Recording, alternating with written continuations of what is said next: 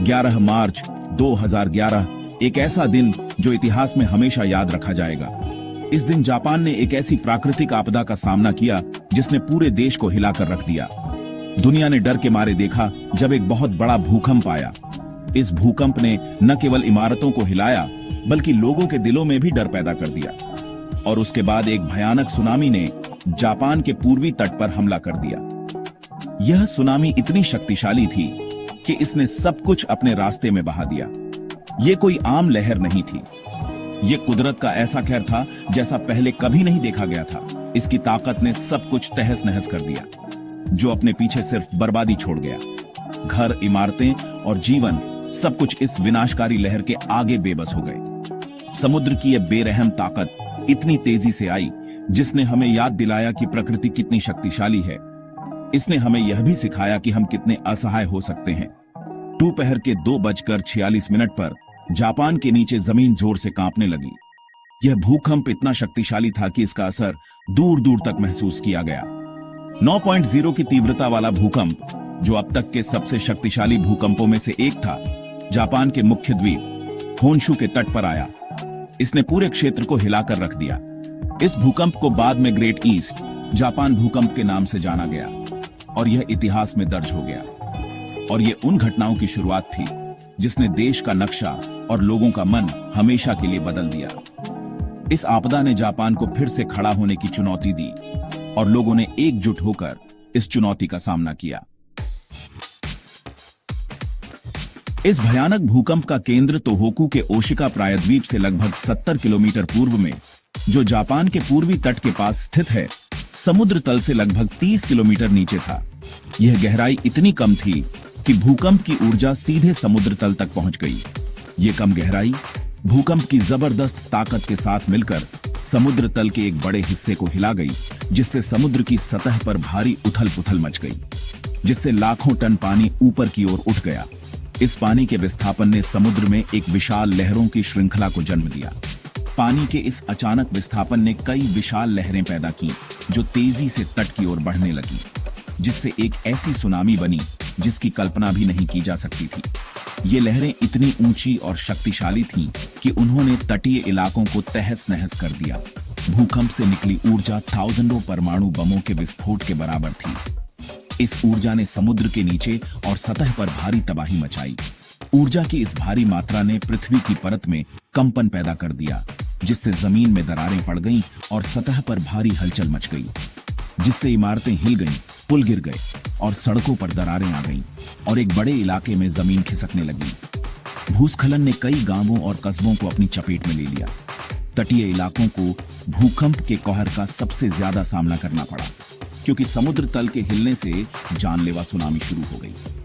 इस सुनामी ने तटीय शहरों और गांवों को पूरी तरह से तबाह कर दिया, क्योंकि समुद्र तल के हिलने से जानलेवा सुनामी शुरू हो गई। इस सुनामी ने तटीय शहरों और गांवों को पूरी तरह से तबाह कर दिया, जिससे हजारों लोगों की जान चली गई और लाखों लोग बेघर हो गए। 500 मील प्रति घंटे से भी ज्यादा गति से सुनामी की लहरें, जिनमें से कुछ 100 फीट से ज्यादा ऊंची थीं, जापानी तट की ओर बढ़ीं। तटीय कस्बे और गांव पानी की इन बेरहम दीवारों के रास्ते में आ गए और पूरी तरह डूब गए। इमारतें मलबे में बदल गईं, कारें खिलौनों की तरह उछाली गईं और पूरे समुदाय पल भर में बह गए। सुनामी का असर सैकड़ों मील के तट पर हुआ, जो अपने पीछे अकल्पनीय विनाश का दृश्य छोड़ गया। तबाही का पैमाना समझना मुश्किल था।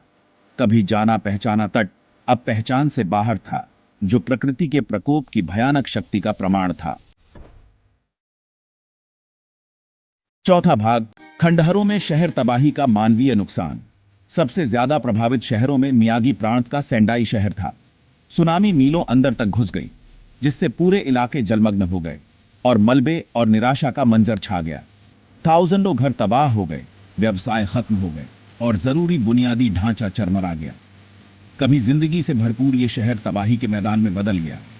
इस आपदा में जान माल का भारी नुकसान हुआ। आधिकारिक तौर पर सुनामी और भूकंप में 15,000 से ज्यादा लोगों की जान चली गई और थाउजेंडों लोग लापता हैं और माना जा रहा है कि वे मर चुके हैं। इस अकल्पनीय त्रासदी में लोगों के खोने, बचने और फिर से उठ खड़े होने की कहानियां मानव आत्मा की मुश्किल से मुश्किल समय में भी टिके रहने की क्षमता की मिसाल बन गई। पांचवां भाग, फुकुशिमा में संकट। एक भयानक परमाणु दुर्घटना।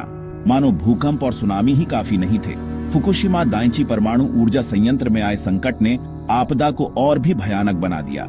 इस संयंत्र में आई तबाही ने जापान को एक अभूतपूर्व संकट में डाल दिया, जिससे न केवल स्थानीय बल्कि वैश्विक स्तर पर भी चिंता बढ़ गई। सुनामी की लहरों ने संयंत्र की समुद्री दीवार को तोड़ दिया, जिससे पूरा संयंत्र पानी में डूब गया और बिजली व्यवस्था ठप हो गई। संयंत्र के अंदर की स्थिति इतनी गंभीर हो गई कि इसे नियंत्रित करना लगभग असंभव हो गया। इससे संयंत्र के 3 रिएक्टरों में कई बार पिघलाव हुआ, जिससे खतरनाक रेडियोधर्मी पदार्थ पर्यावरण में फैल गए। रेडियोधर्मी पदार्थों का फैलाव इतना व्यापक था कि इसके प्रभाव से बचना मुश्किल हो गया। 1986 में चेरनोबिल के बाद फुकुशिमा परमाणु आपदा सबसे भयानक परमाणु दुर्घटना थी, जिसने पूरी दुनिया को हिलाकर रख दिया। इस घटना ने परमाणु ऊर्जा की सुरक्षा पर गंभीर सवाल खड़े कर दिए। जापान सरकार ने संयंत्र के 20 किलोमीटर के दायरे में रहने वाले लाखों लोगों को वहां से हटाने का आदेश दिया। यह कदम लोगों की सुरक्षा सुनिश्चित करने के लिए उठाया गया था, लेकिन इसके बावजूद कई लोग रेडिएशन के संपर्क में आ गए। रेडिएशन के संपर्क में आने के मानव स्वास्थ्य और पर्यावरण पर होने वाले दीर्घकालिक प्रभावों पर अभी भी अध्ययन और चिंता बनी हुई है। वैज्ञानिक और शोधकर्ता लगातार इस बात की जांच कर रहे हैं कि इस आपदा का प्रभाव कितने लंबे समय तक रहेगा और इससे निपटने के लिए क्या कदम उठाए जा सकते हैं। छठा भाग, टुकड़ों को जोड़ना, रिकवरी का लंबा रास्ता। आपदा के बाद दुनिया ने देखा कि कैसे जापानी लोगों ने अद्भुत लचीलापन और दृढ़ संकल्प दिखाया। जापान और दुनिया भर के बचाव दल आपदा क्षेत्र में पहुंचे और जान बचाने, मदद पहुंचाने और पुनर्निर्माण के मुश्किल काम को शुरू करने के लिए बिना थके काम किया।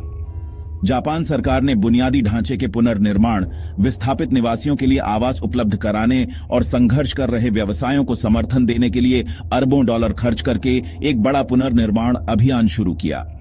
रिकवरी की प्रक्रिया लंबी और कठिन रही है, लेकिन जापानी लोगों की भावना कभी नहीं डगमगाई।